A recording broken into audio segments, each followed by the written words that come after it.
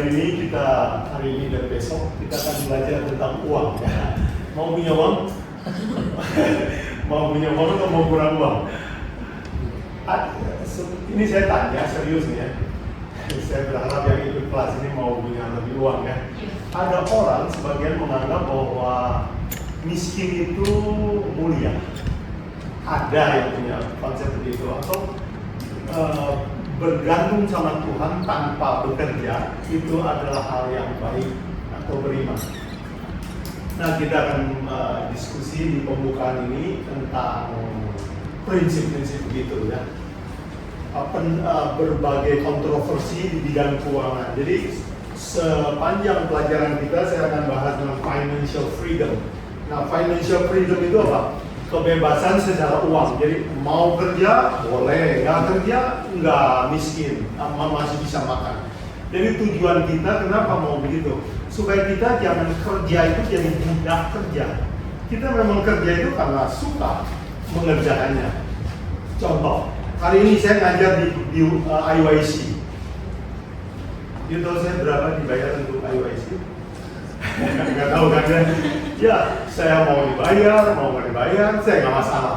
Karena memang saya suka melakukannya. Jadi saya punya waktu untuk pelayanan. Jadi financial freedom adalah tujuannya belajar bersama bagaimana mencapai titik itu. Ini bukan bicara soal kaya ya, ini bicara soal freedom. Saya bebas mau jadi apapun yang saya mau tanpa khawatir soal uang. Itu ya definisi financial freedom. Nah, kalau bicara financial freedom, kita akan nanti bicara income ya. Income. Dan kemudian kita akan bicara expense ya, kalian tahu kan apa itu expense? Pengeluaran ya, pemasukan, pengeluaran. Pemasukan dikurangi pengeluaran, hasilnya adalah saldo ya. Dan saldo ini kita sebut cash flow ya. Cash flow. Cash flow ini hanya ada dua kemungkinan. Positif atau negatif. Nah, pelajaran kita akan gampang ini kita akan belajar bagaimana memperoleh income yang bagus, bahkan kalau bisa menaikkan income, dan bagaimana mengeluarkan uang yang begitu kita keluarkan memasukkan uang lebih banyak lagi. Jadi bukan tambah miskin waktu kita spend, tapi makin kaya. Kemudian cash flow. Nah, bagaimana menciptakan cash flow yang positif dengan bekerja atau tanpa bekerja, dan bagaimana mempercepat proses ini. Ya, ada orang yang mencapai financial freedom 1 tahun, 2 tahun, ada yang 50 tahun baru tercapai. Ada yang memperoleh freedom setelah mati. Ya, freedom gak ada kesusahan. Jadi mereka nggak pernah mencapai financial freedom. So, ini pelajaran kita ya. Pelajaran ke-1, pelajaran ke-2, pelajaran ke-3, pelajaran ke-4, dan kita akan belajar tentang bagaimana men-speed up ini semua ya. Oke. Jadi ini kurikulum kita. Sekarang kita mau diskusi soal uang ya. Pernah nggak kalian dengar bahwa uang itu jahat? Ya. Apa yang kalian dengar? Ya, kalau orang banyak uangnya jadi sombong atau ya. Pernah dengar ya? Beli saham itu judi. Ada yang pernah dengar itu? Oh iya. Oke, nah sekarang kita mau saya di introduction ini akan bahas pro and cons tentang uang dari segi Alkitab ya. Jadi kita akan bahas based on Alkitab. Oke. Pertanyaan, uang itu good or evil? Baik atau jahat? Menurut kalian? Bagus? Ada yang bilang evil? Dua-duanya? Oke. Benar ya, yang jauh dua-duanya benar. Money bisa jadi baik, bisa jadi buruk. Jadi yang saya bicarakan ini bukan soal baik atau buruk. Saya bicara tentang uang supaya kita tahu bahwa benda ini bisa jadi jahat, bisa jadi baik, bisa jadi berkat, bisa jadi kutuk. Oke, kita buka satu pelajaran dulu ya dari Alkitab, yaitu 1 Korintus Kejadian 13 ayat 3. Kalau ada yang bisa bacakan ayat itu supaya kita belajar dulu satu ayat ini.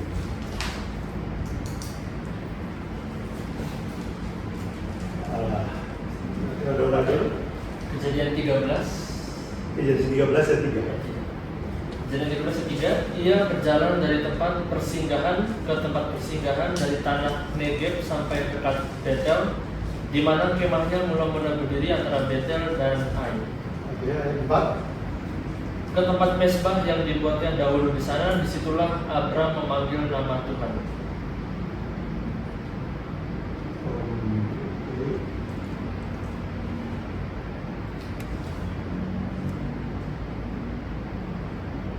Oh, ayat 2 maksud saya. Ya, Kejadian 13 ayat 2. Boleh kalau. Adapun Abram sangat kaya, banyak ternak, perak dan emasnya. Oke, Abraham dikatakan sangat apa? Kaya. Jadi dia bukan kaya biasa, tapi sangat kaya. Nah, saya tidak bahas satu-satu detail ceritanya. Kalian tahu siapa keponakannya Abraham? Lot. Jadi dua-duanya kaya. Ya, saya singkatkan cerita ini ya. Abraham sangat kaya, Lot juga kaya keponakannya karena dia dididik oleh Abraham. BTW saya mau tanya, kalian tahu nggak berapa pegawai Abraham? Apa pekerjaan bisnisnya Abraham? Iya, ternak. Dia apa namanya? Peternakan. Dia punya bisnis peternakan dan karyawannya menurut buku Patriarch and Prophet sekitar 5.000 karyawan. 5.000 banyak nggak itu? Wah banyak. Saya urusin 50 orang yang udah sakit kepala. 5.000. Jadi dia adalah seorang pengusaha besar. Dan waktu usahanya makin besar, keponakannya juga usaha makin besar, tempatnya jadi sempit, jadi berantem. Oke. Nah, tadinya nggak ada uang, om sama keponakan akur. Sekarang punya uang, akur nggak? Oh berantem.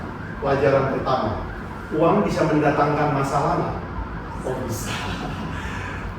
Miskin, sama-sama rintis usaha. Kaya, sama-sama punya pacar baru. Ada yang begitu? Ada, gitu banyak dengar itu drama-drama dalam kehidupan ya. Jadi uang bisa mendatangkan masalah. Ini catatan Alkitab sendiri. Bisa jadi berkat. Kasih gaji sama 5.000 karyawan. Itu belum sama, kan kalau zaman dulu itu satu kampung gitu ya. Anaknya, istrinya, wah itu udah mungkin bisa mencapai 10.000 atau lebih ya. Itu satu kampung besar. Jadi uang, jadi berkat, kasih gaji ribuan orang. Uang mendatangkan masalah, relasi antara om sama keponakan jadi renggang. Sering kan begitu? Ya urusan duit, saudara putus. Ya, kalau di bahasa Sunda ada bilang begini, cinlang, cintong, duit mah nggak sekantong. Saudara sih saudara, duit mah nggak ada saudaranya. Ya, marga sama, duit mah nggak ada marga. Jadi maksud saya, duit bisa mendatangkan masalah. Itu yang kita ajarkan ya. Dan memang masalah muncul. Abraham sama Lot akhirnya berpisah. Abraham tawarkan sama Lot, bagaimana kalau kita pisah aja? Nggak bagus kita berantem. Lihat sifat Abraham. Abraham anti berantem soal uang. Itu prinsip yang bagus. Orang Kristen jangan berantem soal uang. Nggak sedap kedengarannya. Dan dia bersedia rugi. Ya udah kita pisah aja. Ya. Kamu ke sana, saya ke sini. Kalau kamu pilih sebaliknya, saya akan sebaliknya. Ini keponakan mestinya ngalah sama om ya, tapi dia lebih serakah. Dia pilih duluan, dia lihat, wah itu subur, ada kota metropolitan, mungkin dekat ke banyak properti yang bagus, dia langsung, kalau bahasa Sunda bilang dicup dulu ya, udah ini saya dulu, om saya ke sana aja, please. Dan dia pergi, dia tidak memikirkan soal kerohanian keluarganya, dia cinta uang, ya dia mau kaya. Dan begitu dia pindah ke dekat Sodom, Alkitab bilang dia berkemah dekat Sodom. Tapi kalau kalian baca selanjutnya, Kejadian 18, Kejadian 19, setelah berkemah dekat Sodom, lalu dia jadi penduduk Sodom. Berarti uang bisa juga membawa kita makin dekat ke pencobaan. Setuju nggak? Ya, uang bisa beli pencobaan. Pencobaan lewat HP, pencobaan lewat TV, film, bioskop, tontonan, hiburan, apa saja bisa menjadi pencobaan karena ada uang. Dan kalau kalian baca tulisan Ellen White, dia bilang begini, ada dua hal yang bikin orang paling mudah jatuh dalam dosa. Ya, dia bicara soal Daud jatuh dalam dosa. Satu, uang, kelebihan, dan kelebihan waktu. Kelebihan uang dan kelebihan waktu adalah kombinasi yang sempurna jatuh dalam dosa. Ya. Jadi hati-hati kalau kebanyakan waktu bahaya, kelebihan uang juga bahaya. Itu sebabnya kita perlu belajar. Nah, saya mau lanjut cerita bahwa nanti Lot pindah berkemah dekat Sodom, lalu jadi penduduk Sodom, lalu menurut Alkitab dia kawin sama orang Sodom, bergaul sama orang Sodom, hidup seperti orang Sodom, sementara dia masih ingat agamanya. Jadi kalau bahasa sekarang, dia masih ke gereja, masih namanya tercatat sebagai anggota gereja, tapi hidupnya udah kayak orang dunia. Jadi dia masih ingat, masih kangen lah sama ajaran-ajaran omnya. Dan akhirnya kita tahu ceritanya, malaikat hancurkan kota Sodom, terbakar, lalu dia disuruh lari tapi masih malas-malas. Itu apa yang malaikat lakukan? Ingat ceritanya? Tarik tangannya. Tarik, karena memang kota Sodom itu terlalu menyenangkan. Jadi money can buy amusement. Senang tinggal di Sodom, convenient ya. Supermarket dekat, ayam goreng dekat, apa-apa dekat, suruh pindah. Jadi malaikat terpaksa harus tarik. Begitu dia tarik keluar, istrinya nggak rela, jadi cekok belakang, jadi tiang belakang, mati. Lalu dia lari ke gua, lalu di gua tinggal bersama, lalu menyaksikan kota Sodom terbakar. Dia tinggal di gua bersama dengan dua putrinya. Ada yang ingat ceritanya apa yang terjadi dengan dua putrinya? Ya, mereka tidur bersama melakukan inseks. Dan keturunan dari kedua putrinya ini nanti jadi musuh-musuh gereja selamanya. Namanya bangsa Moab, dan mereka akan selalu memusuhi Israel. Mereka selalu menghina gereja Tuhan. Pertanyaan saya sekarang, Lot itu demi mengejar uang, akhir hidupnya berapa kekayaan Lot? Kalian tahu? Bisa hitung kekayaan Lot yang hari terakhir dia?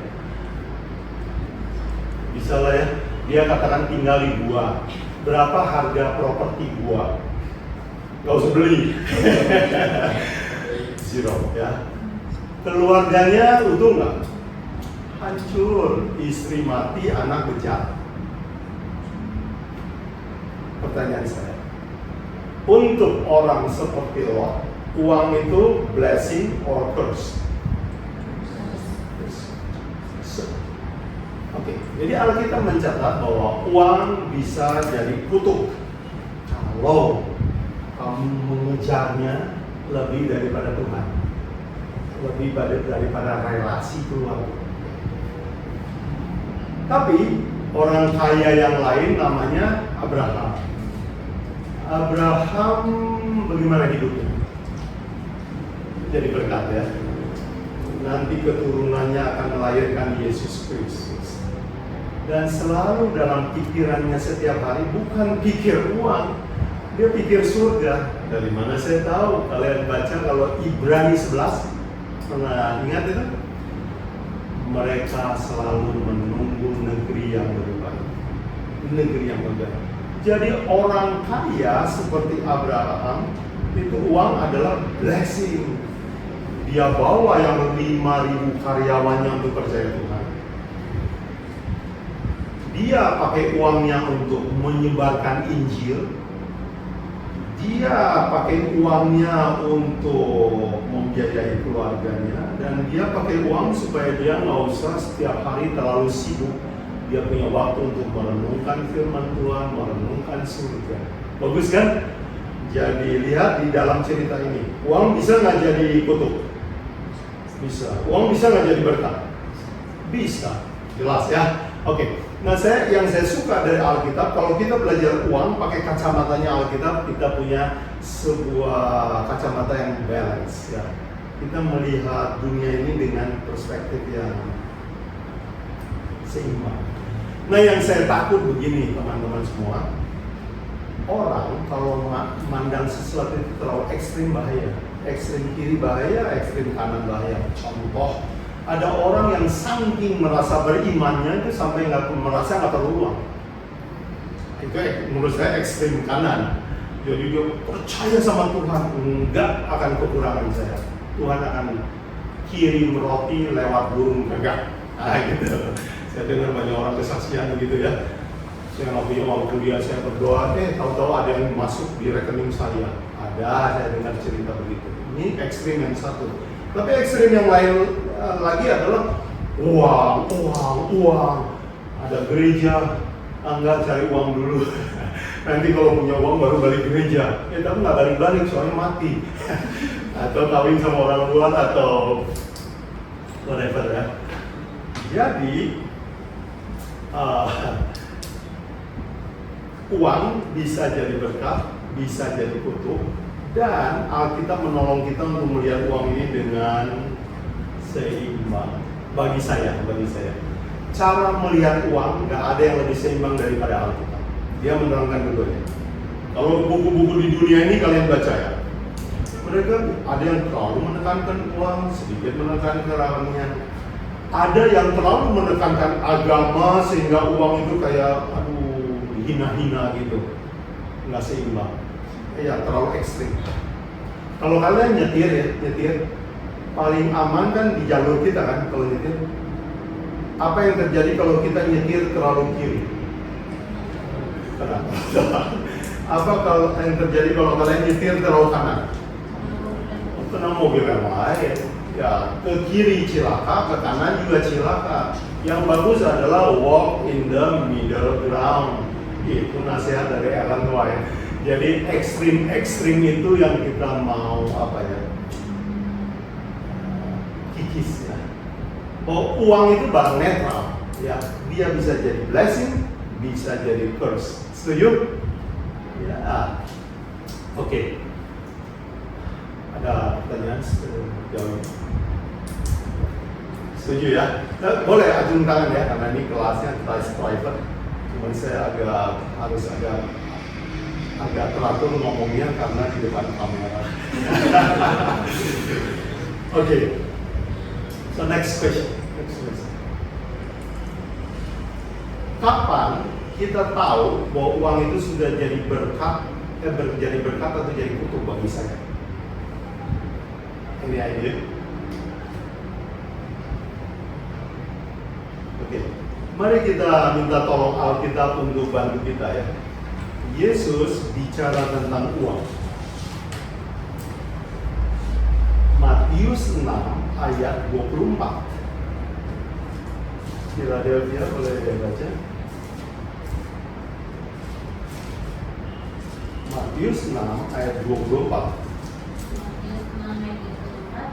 Seseorang pun dapat mengabdi kepada dua tuan, sebab ia akan membenci yang seorang dan mengasihi yang lain, atau ia akan setia pada yang seorang dan tidak mengindahkan yang lain. Kamu tidak dapat mengabdi kepada Allah dan kepada manusia. Oke. Menurut kalimat terakhir, apa yang bisa jadi kompetitor Tuhan? Mamon. BTW, apa itu mamon? Duit. Jadi sebenarnya itu terjemahannya terlalu serem. Mestinya jangan, kamu tidak bisa mengabdi kepada uang dan kepada Tuhan. Itu aja. Itu mamona itu bahasa aslinya. Mamona itu ya uang. Cuman nggak tahu kenapa nggak diterjemahin. Padahal ada kali kata yang mudah. Nggak ada arti yang lebih dalam daripada mamon.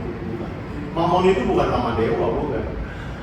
Mamon ya uang, mamona ya bahasa aslinya. Jadi begini, Yesus bilang, kalau kamu tidak bisa punya dua tuan, pasti kamu yang lebih sayang satu dibanding yang lain. Kamu tidak bisa mengabdi Tuhan dan kepada uang. Kalau begitu, pertanyaan saya, apa yang bisa menjadi kompetitor terhadap Tuhan?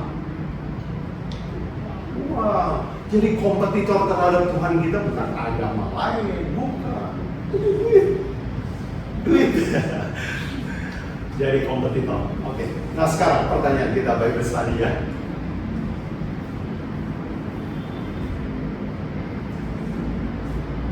Kata apa yang Yesus gunakan untuk menyebut orang yang meninggalkan Tuhan di kalimat yang terakhir? Apa? Murtad? Iya, enggak di kalimat Alkitab itu. Kamu tidak dapat mengabdi. Kata kerja apa yang Yesus gunakan untuk menggambarkan siapa bosmu? Apa? Mengabdi, oke. Nah kata mengabdi ini yang kata kuncinya. Jadi kalau kalian mau tahu siapakah bos kalian, kepada siapa kamu mengabdi? Ya, jadi saya gampang kalau how to tell kalau siapa yang bos atau siapa yang bawahan dari cara ngobrolnya ya. Kalau kamu ya Pak, siapa tahu kamu bawahan ya di atasan. Tapi kalau kamu yang gini-gini, saya tahu kamu bosnya. Oke. Jadi bagaimana kita tahu seseorang itu budak daripada uang atau anak buah uang? Kalau uang ngomong, nurut dia. Berangkat. Jangan ke gereja ya, ada urusan penting. Enggak ke gereja.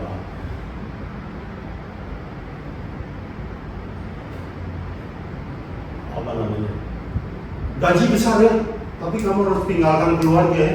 Siap bos. Ada orang begitu? Saya kira ada. Siap kerja di Lampung, ya pergi. Tapi kamu harus tinggal 3 bulan baru bisa pulang sekali. Ya siap, gajinya, great, siap. Tahu istrinya diambil orang di Bandung. Sedih ya? Ya, nah bagaimana kita tahu bahwa seseorang itu adalah anak buah daripada uang atau hamba uang? Selalu yes, yes sir, yes sir. Kalau uang bicara, yes sir. Disogok, yes sir. Kalau kita menghamba menurut kepada uang, never say no to money, itu artinya kita adalah budak uang.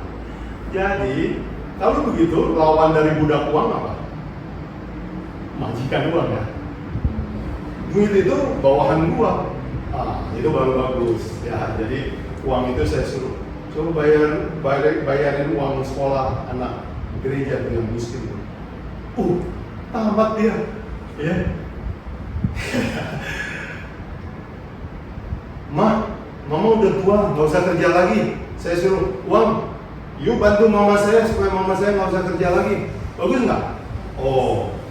Itu adalah bawahan bagus. Jadi uang bisa jadi bawahan, bisa jadi majikan. Jadi itu barang netral. Oke. Jadi bagaimana? Pertanyaan kedua, kita tahu bahwa kita budak uang atau tidak? Kalau kita menghamba, kita selalu say yes, never say no. Prinsip kita korbankan. Okay. Ada satu lagi petunjuk dari Paulus, bagaimana kita tahu bahwa seseorang telah jadi budak uang atau tidak. Kita Bible study dulu ya, belum bicara masuk ke materi. 1 Timotius 6 ayat 10.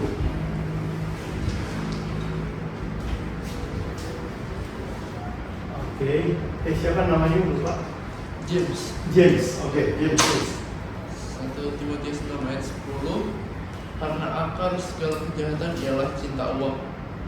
Sebab oleh memburu uanglah beberapa orang telah menyimpang dari iman dan menyiksa dirinya dengan berbagai-bagai duka. Oke, mari kita Bible study ya. Karena akar dari segala kejahatan ialah apa? Cinta uang. Oke, jangan salah baca ya. Apa yang menjadi penyebab akar segala kejahatan? Cinta uang. Apakah uang akar segala kejahatan? Tidak ya, jangan salah belajar Alkitab ya. Jadi uang jangan diharam-haramkan, jangan ya. Uang yang membuat uang itu jadi jahat adalah waktu kita jatuh cinta. Tadi mengabdi, sekarang jatuh cinta. Ya, kalau orang jatuh cinta, rela nggak berkorban? Oh rela, dia berkorban segala rupa, even nyawa bisa dia berikan untuk dapatkan uang. Oke, nah sekarang di ayat 10 kita dapati ciri yang lain kalau seseorang sudah diperbudak oleh uang atau jatuh cinta kepada uang. Apa itu? Menyiksa diri, menyimpang dari iman, oke? Dan berbagai duka. Tiga kriteria itu ya. Menyimpang dari iman ya, boleh bilang kita sekarang murtad ya. Murtad. Kedua, menyiksa diri. Apa itu? Ya kanker lah, ya malah. Ada yang orang karena pekerjaan jadi sakit mah. Ini kan banyak ya. Stres ya, udah bosnya galak, gajinya kecil, waduh, emaknya kambuh. Jadi menyiksa diri itu siksa. Nah, boleh nggak kita keluar kerja kalau udah sakit mah, udah nggak kuat nih, apa disiksa oleh kerjaan, bisa nggak kita keluar? Bisa ya sebenarnya. Berani nggak keluar? Nggak berani. Berarti kalau gitu menyiksa diri kan? Ya udah deh, biar sakit-sakit juga gua. Ya udah deh. Menyiksa diri. Udah nggak ada yang nyiksa kamu yang menyiksa diri loh. Terus menyiksa diri dengan berbagai duka ya, keluarga pecah, sama karyawan berantem, begitulah. Oke. Jadi kita lihat di Alkitab dan banyak lagi kepada Alkitab kita bisa belajar tentang uang ya. Saya hanya kasih beberapa aja. Jadi intinya saya cuma mau bilang gini, kita sedang belajar barang yang netral, jangan diharam-haram, jangan diperilah. Ini dua-dua ekstrim yang jelek. Mari kita menjadi orang Kristen yang memandang uang dengan seimbang. Setuju nggak? Nah, setuju. Jangan ekstrim, jangan ekstrim. Oke, sementara itu pendahuluan saya, siapa tahu ada pertanyaan lalu diskusi, boleh kita diskusi. Kita masih punya waktu setengah jam.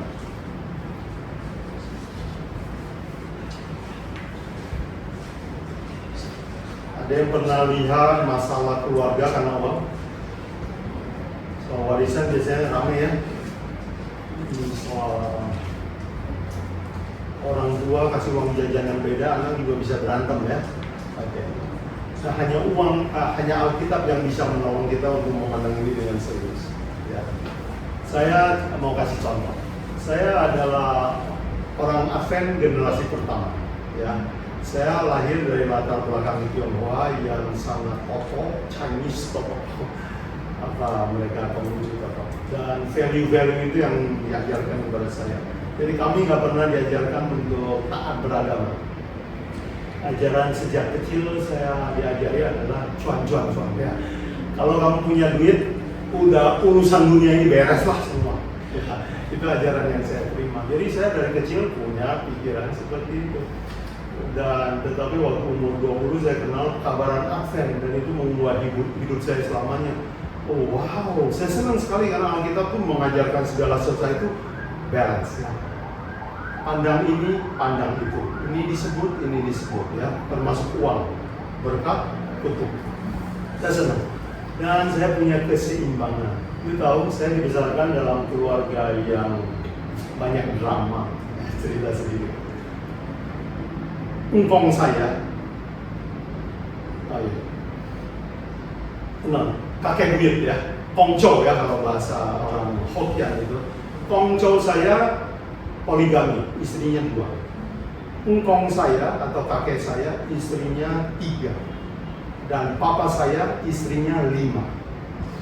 Pertanyaan, berapa kemungkinan jumlah istri saya? Kalau saya nggak Advent, siapa yang tahu? Saya nggak tahu apa yang terjadi. Nah, saya hidup di keluarga poligami liar, kalau orang sudah bilang pusing.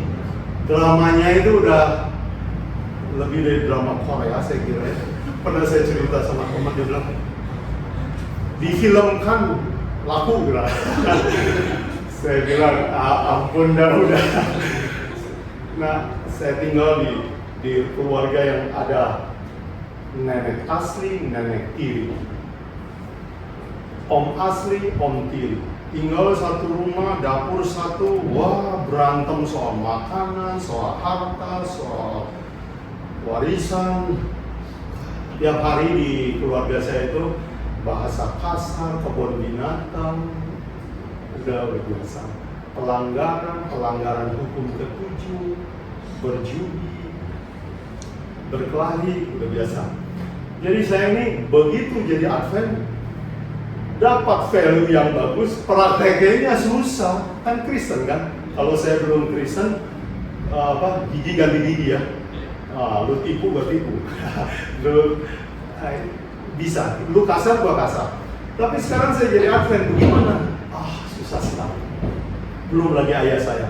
Ayah saya setelah beristri 5, bangkrut ya. Istri 2 aja banyak yang bangkrut, apalagi 5.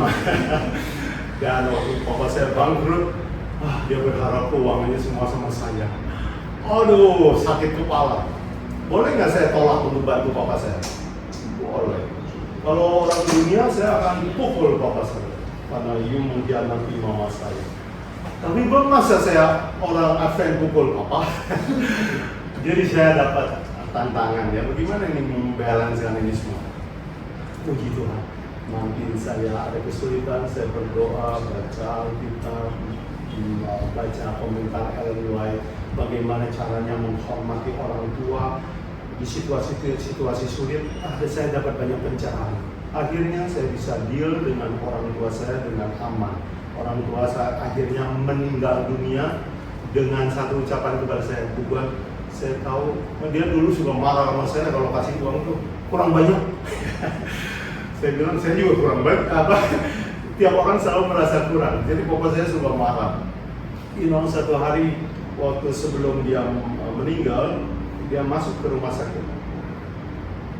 Dia cuma bawa 2 barang sebelum meninggal dalam perjalanan ke rumah sakit. Dia bawa buku kerohanian dari gereja kita yang saya kasih, dan dia minta dibawain kacamata baca.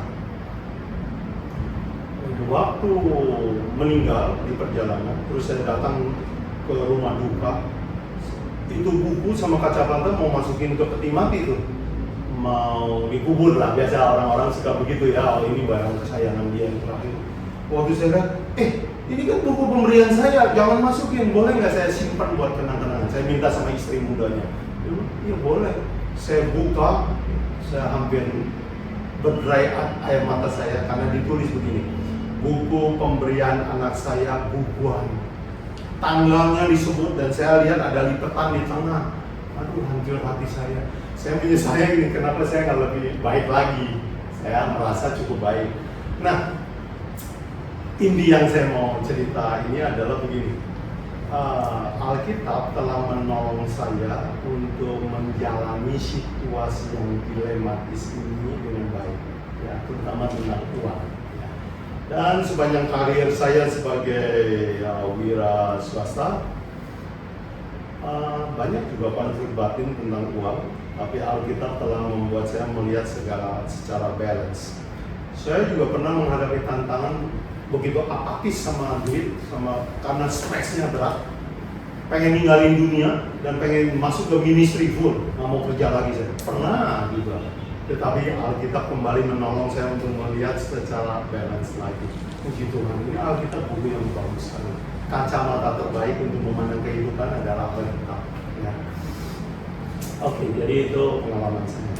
Ada yang mau bertanya atau mau atau diskusi. Atau kalian pernah dengar nggak komentar orang yang negatif tentang uang? Boleh kita diskusi.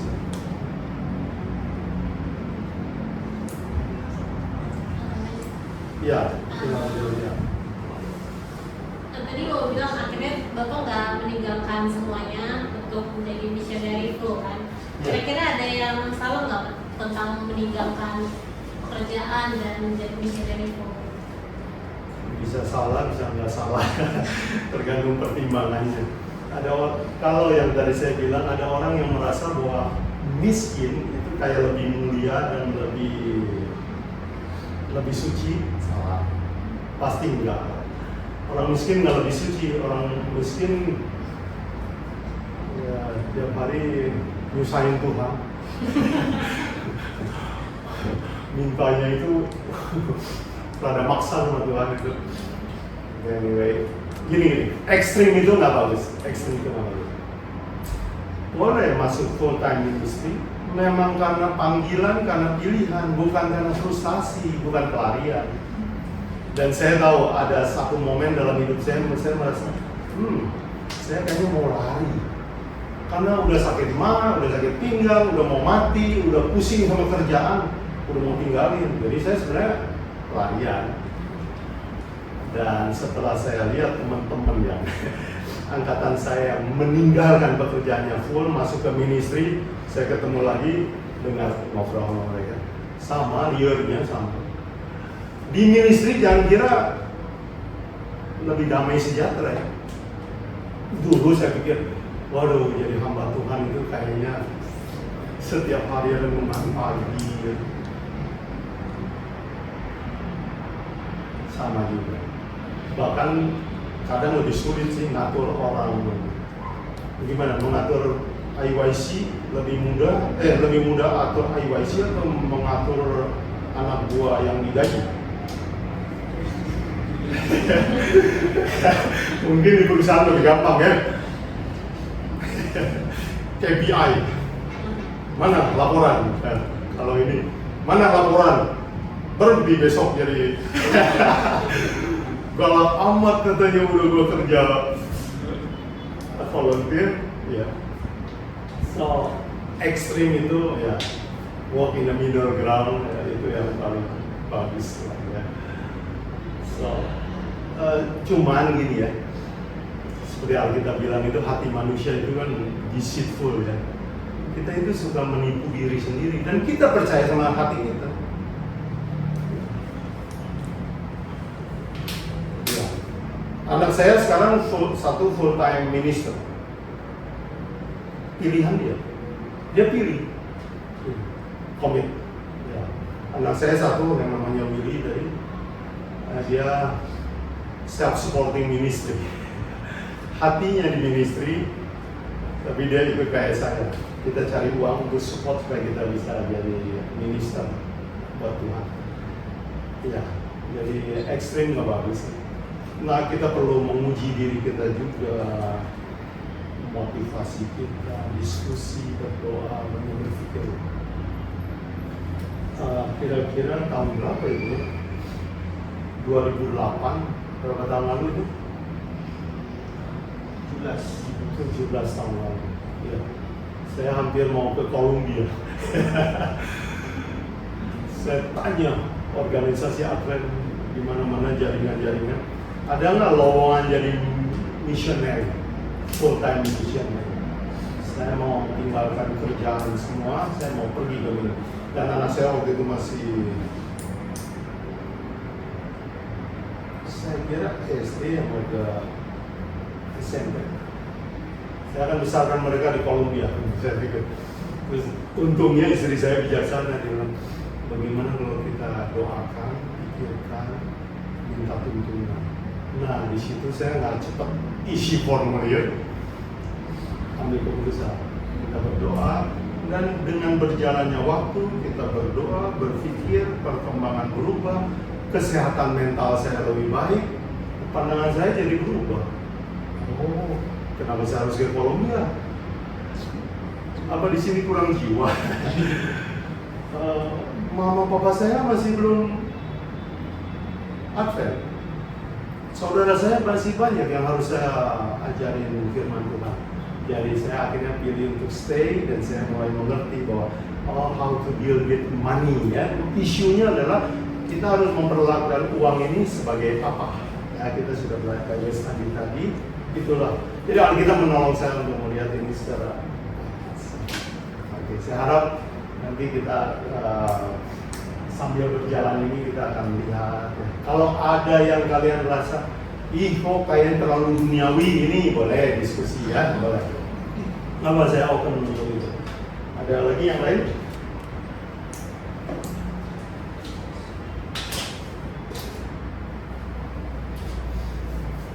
Ya, misalnya di Alkitab juga ada cerita Yusuf. Masih ingat cerita Yusuf? Ya, Yusuf dia bermimpi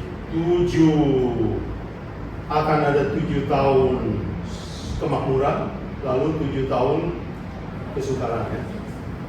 Bahasa sekarang mungkin 7 tahun booming ekonomi, 7 tahun krisis moneter. Dan di dalam ilham itu dia dapat wisdom dari Tuhan. Tabung.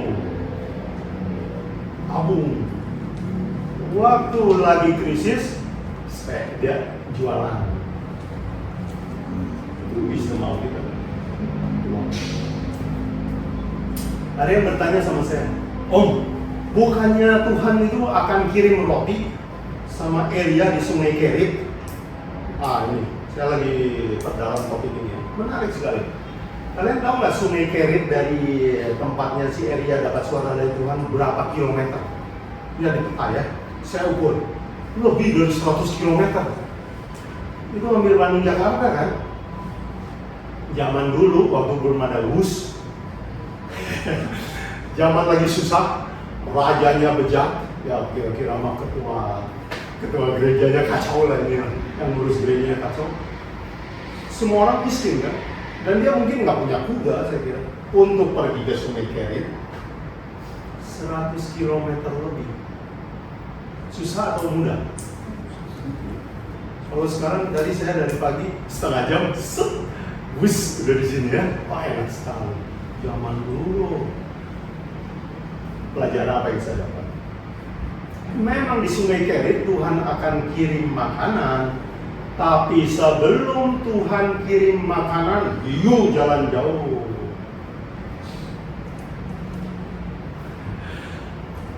Harus fighting spirit harus ada. Ini saya suka dari nasihat Ellen White di buku Ministry of Healing ya.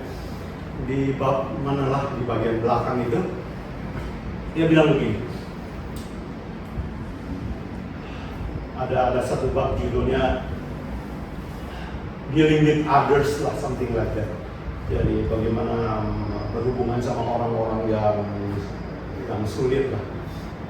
Dia bilang gini, banyak orang berpikiran bahwa Christianity itu about humbleness, ya, tender mercy. Bukan, Christianity bukan hanya itu, tetapi juga about courage, perseverance, persistence, consistency.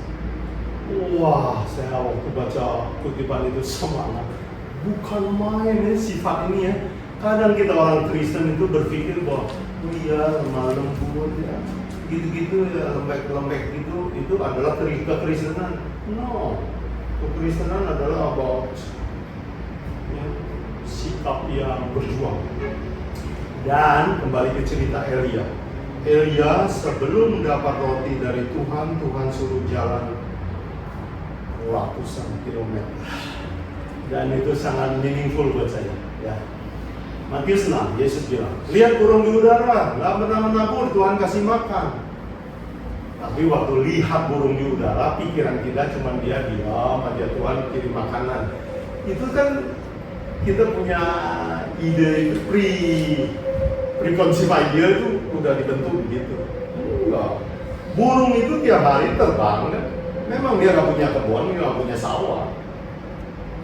Tapi dia tiap hari keliling, pungut, tabung, bikin sarang.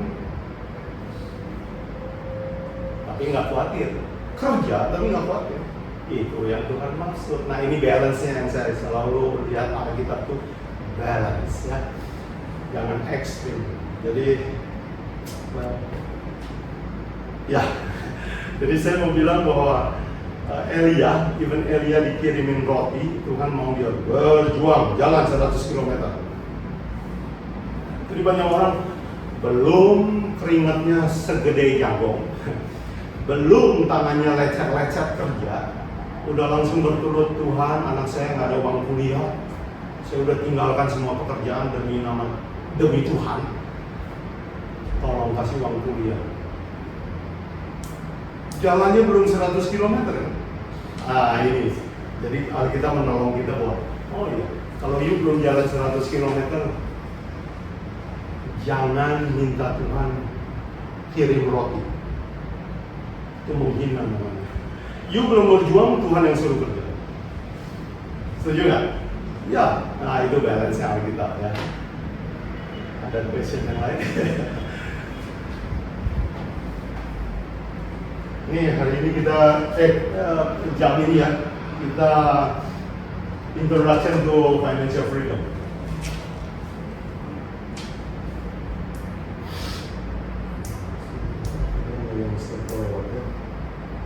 Mau saya sampaikan. Sambil kalau ada diskusi atau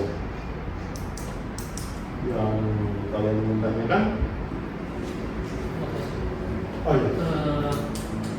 Cara menjaga, tadi kan bilang kita perlu seimbang, Ya. tapi menurut saya untuk menjadi seimbang itu kadang sangat sulit untuk kita bisa apalagi uang. Mentalitas apa yang kita harus punya atau seperti apa untuk bisa menjaga kita tetap seimbang. Oh iya. Jangan jadi budak uang ya. Ya, itu kira-kira menurut Om pengalaman seperti apa untuk batasnya itu gimana sih? Karena itu sangat ibaratnya tipis ya antara kita susah untuk membedakan kita satu jadi budak atau kita Good question. Dan jawabannya adalah Matius 6 ayat 24. Kata kunci untuk mengalahkan uang sebagai majikan adalah Tuhan. Oke, kamu tidak bisa mengabdi kepada dua Tuhan. Jadi satu-satunya yang bisa mengalahkan kita jadi budak uang adalah Tuhan. Dengan kata lain firman Tuhan, dan Tuhan itulah yang membawa kita seimbang. Jadi seandainya, biarpun saya orang Advent, tiap hari mikir duit di gereja bukannya grafik saham. Badan saya di gereja, hati saya di duit kan. Dan saya nggak pernah belajar Alkitab. Saya tetap anggota gereja yang setia. Bahkan misalnya let's say jadi ketua sidang. Bisa nggak ketua sidang tapi suka main Facebook di gereja? Mungkin bisa juga ya. Dan saya pernah begitu juga sih. Kalau di gereja saya bukannya grafik-grafik. Monitor, main investment. Jadi bisa. Nah, apa yang membuat saya balik lagi bertobat? Saya belajar Alkitab. Waktu hidup saya udah desperate banget, udah stres. Kenapa jadi orang Advent gak bahagia? Waktu umur saya 20 bertobat jadi Advent kan mau bahagia. Kalau jadi kacau begini, badan saya sakit-sakitan, hidup saya stres, susah tidur, punya uang ditipu orang, dipinjam gak balik, ajak kongsi, bangkrut. Atau bangkrut itu bangkrut lah. Frustasi deh. Nah di saat frustasi itulah saya bertobat. Dan saya bertobat di kelas Bible Study dengan belajar Alkitab. Ini kan yang dulu bawa saya ke Advent. Ini yang membuat saya tertarik. Kenapa bertahun-tahun saya jadi anggota Advent? Aktif doang, kurang belajar Alkitab. Saya kalau belajar Alkitab dulu ya ngaku nih. Kalau suruh ngajar sekolah Sabat, kerja dulu. Kalau nggak disuruh ngajar, nggak kerja. Saya cari ayat, kalau suruh khotbah. Tapi kalau nggak suruh khotbah, nggak pernah baca Alkitab. Nah, waktu saya ketemu lagi cinta saya kepada Alkitab, hidup saya berubah. Saya ditarik kepada Alkitab. Jadi saya di balance itu ditarik oleh firman Tuhan. Oh, sekarang saya bisa melihat lebih seimbang lagi firman Tuhan. Jadi orang ya nggak peduli dia ke gereja juga tiap hari. Kalau dia nggak dekat sama firman Tuhan, ini uang akan menipu saya.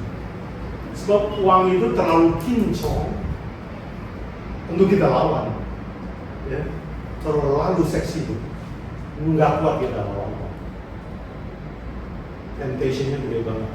Kecuali kita punya sebuah kekuatan yang lain. Ya. Ya, begitu.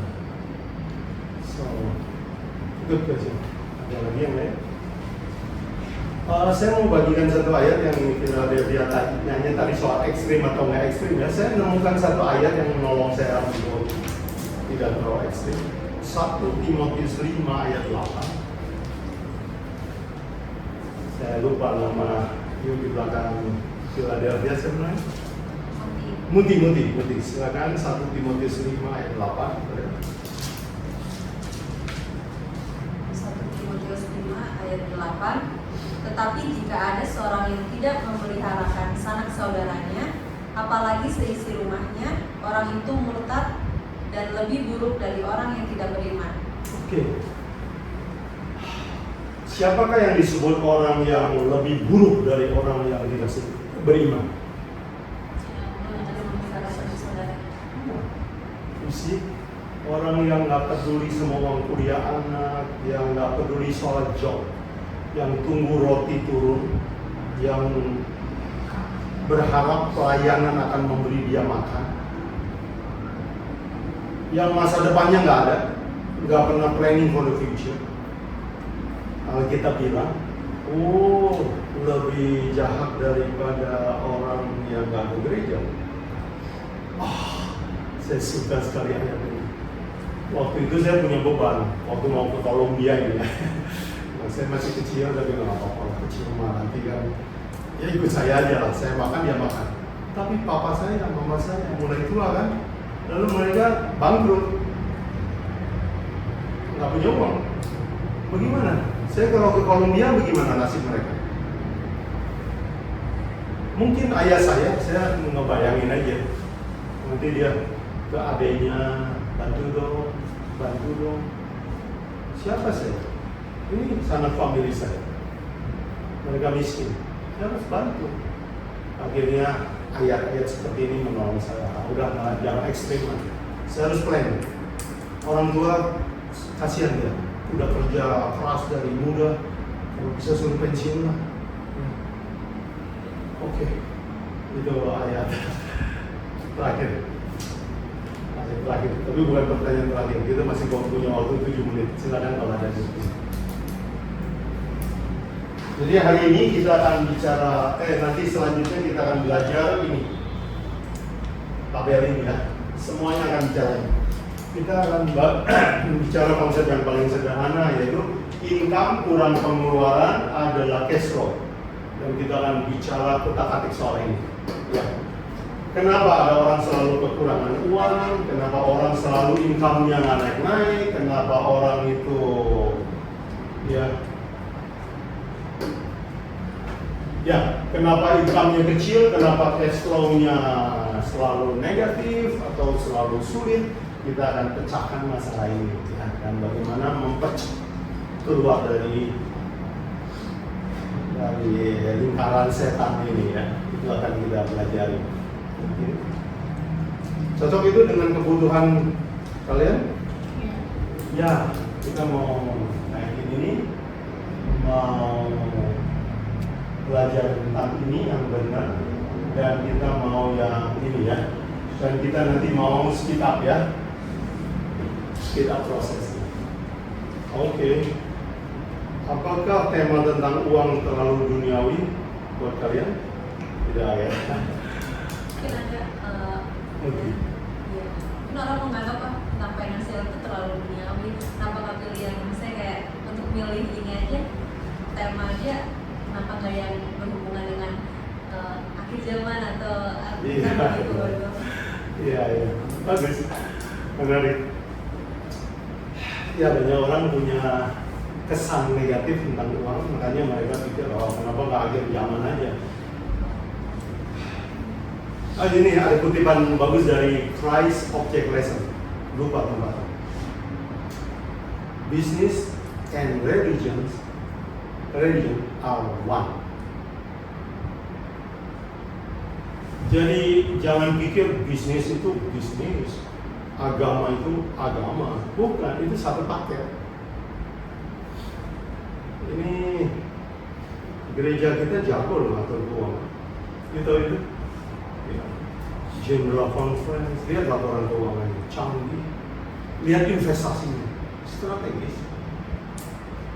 Jadi gereja kita mikirin uang. Gereja kita mikirin uang. Ya. Jadi, nah ini saya lagi counter supaya orang jangan ekstrem kiri atau ekstrem kanan ya. Jadi uang barang netral. Jadi financial itu nothing wrong karena bendahara gereja ngomongnya ini terus ya. Ada kan apa nama jabatan orang yang ngurusin uang di gereja? Bendahara. Bendahara ngurusnya apa? Iya, bahasa Inggrisnya apa? Treasurer ya. Treasurer ya, ngurusinnya finance. Ya kadang-kadang kita merasa berdosa itu, makanya saya tadi klarifikasi bahwa uang itu kan barang netral, bisa jadi good, bisa evil, bisa blessing, bisa curse, ya. Bisa jadi bos, bisa jadi bawah. Jadi jangan, saran saya jangan ekstrim kiri atau ekstrim kanan. Ya bahkan di akhir zaman urusannya urusan uang juga. Tuhan akan membuat urusannya. Akan terjadi krisis di seluruh dunia, dan di saat krisis itu orang diuji, betul? Oh, saya bisa di sini. Ini ya. Nih, katanya, kalau kamu mau ngetes tabiat seseorang, bukan kamu kasih tugas, dan sesungguhnya keluar. Saya pernah ada pegawai orang gereja. Saya pikir orang gereja biasanya baik-baik ya. Nah, demi jadi orang Advent ya. Kalau mau cari karyawan, orang dalam dulu kan. Baik, memang di gereja baik. Karena saya percaya dia anggota gereja, saya suruh pegang uang kas. Satu bulan kemudian ketahuan dia korupsi, dikeluarin sama saya. Baru sejak itu saya juga nggak lugu-lugu amat gitu loh. Advent, oh pasti baik, nggak gitu. Saya teks dulu, titip 10.000 urus, oh laporan jelas. 100.000, oh jelas. 1 juta, oh jelas. 5 juta. Gimana kalau titip 100? Jelas juga. Saya mulai ada confidence. Ini uang tester paling bagus ini. You kalau masih miskin, mungkin setia berdoa sama Tuhan ya. Biasanya orang kalau miskin lagi susah banyak berdoa. Coba dikasih ini agak banyak. Doanya masih sama nggak? Rajin. Itu dia. Jadi uang adalah tester. Buat event kita. Buat bos berbohong. Ini ada baru-baru ada pejabat yang ditangkap ya. Waktu sebelum jadi pejabat mah pidatonya bagus ya. Baru berapa bulan menjabat. Ini nggak kuat ini. Tapi saya juga nggak bilang, wah dia jahat.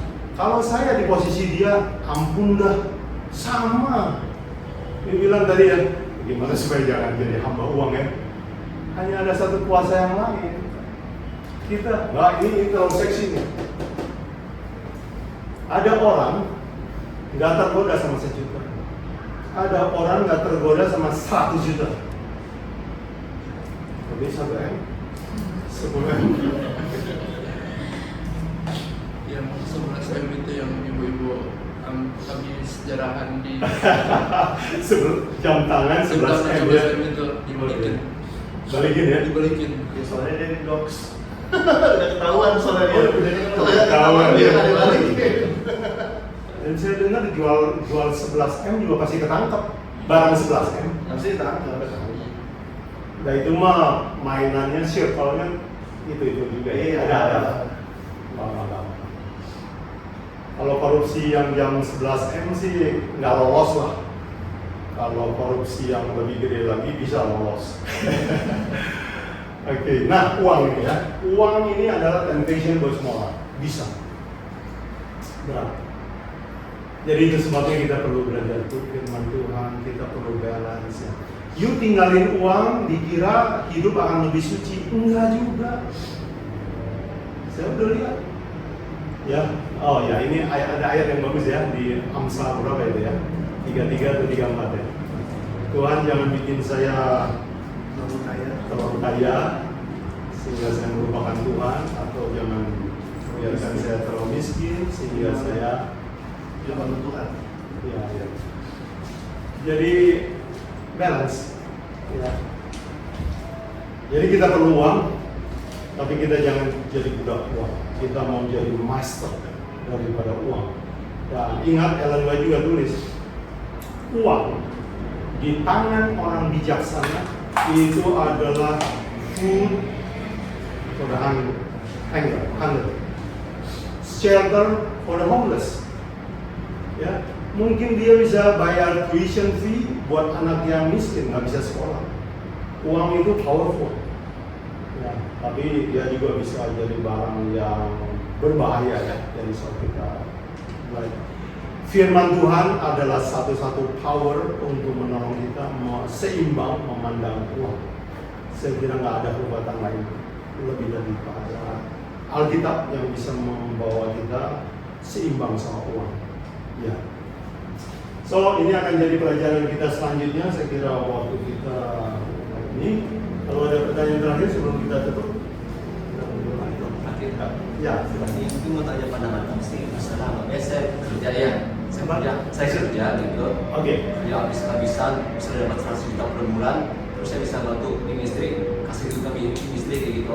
Duit itu, atau misalnya saya kasih kami istri, tapi saya nggak ada waktu buat kerja di istrinya kayak gitu. Atau misalnya saya kerjanya cuma dapat 5 juta sebulan, tapi saya punya waktu untuk kerja di istrinya. Gimana menurut pandangan kayak gitu? Wah, pertanyaan bagus, tapi sulit gitu ya. Saya mikir dulu ya. Gaji kecil bisa ministry, atau gaji besar tapi sumbang aja ya. Bantu jawab mungkin. Ya, go.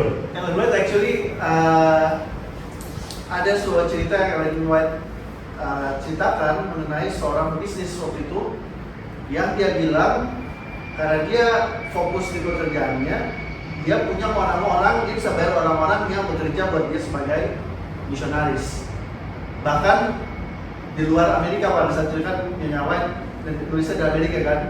Jadi bilang bahwa bahkan ketika dia sedang tidur pun dia sedang melakukan kerja Tuhan secara tidak langsung. Jadi aku rasa mungkin nggak ada salahnya juga karena banyak orang yang punya spesialisasi masing-masing. Ya. Mungkin ada hal-hal dalam pelayanan yang mungkin kita memang bukan kita punya karunia untuk bikin seperti itu gitu. Tapi kita punya karunia lain yang mungkin ketika itu dieksekusi bisa digunakan untuk membantu kerja Tuhan dengan cara yang lain. Jadi mungkin aku rasa sih nggak ada jawaban benar atau salah dalam hal itu. Karena ada contohnya yang tadi saya ceritakan, ya, bilang ada sebuah businessman yang bahkan ketika dia sedang tidur pun dia sedang bekerja Tuhan karena dia bisa bayar misionaris di ladang yang jauh gitu. Ya, good. Terima kasih. Bisa.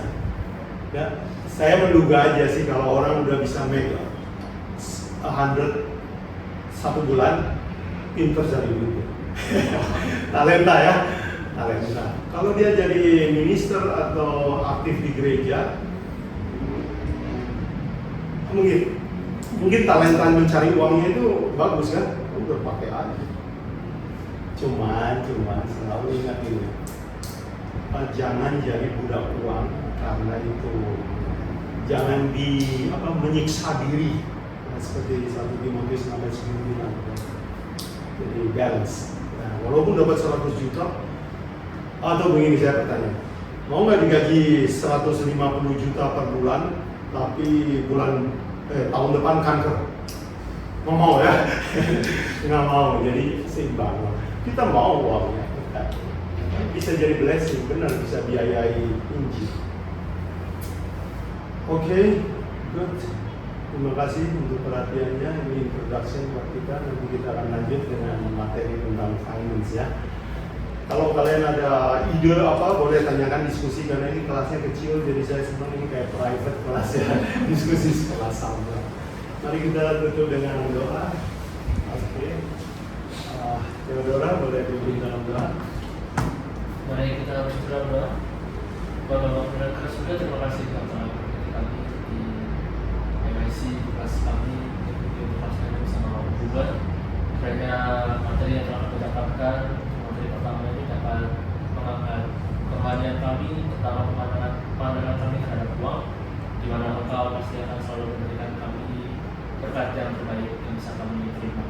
Berkati kami sepanjang hari ini dalam segala aktivitas kami, berkati juga seluruh kegiatan MIC Conference, semoga dapat berjalan dengan lancar. Terima kasih Tuhan Yesus, kami sudah berucap syukur. Amin. Amin. Thank you. Sampai dulu lagi ya.